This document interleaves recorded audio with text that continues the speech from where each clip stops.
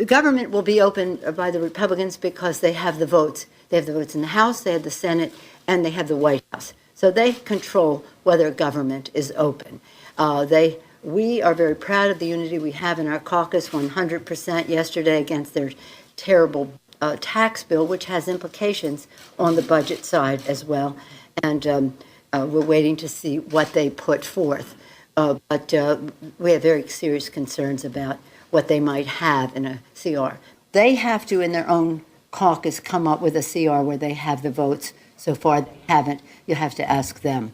But my understanding is now that can has been kicked down to 5 o'clock tonight, where they will either meet or the Rules Committee will meet, and we'll see what version they put forth. Well, we haven't seen any bill yet to that extent, but it isn't up to us to keep the government open. It's up to them. We have never supported shutting down government, but they have the votes and they have the signature, so they have the power.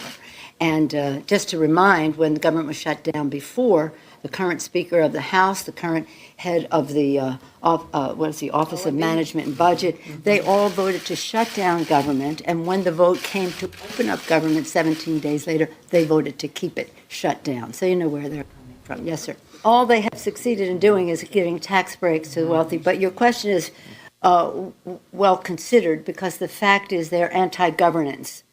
And so next step is to underfund Medicare, Medicaid. They've talked about, even recently this week, raising the age for Social Security.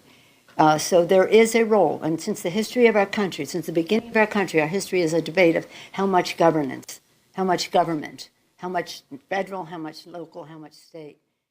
But this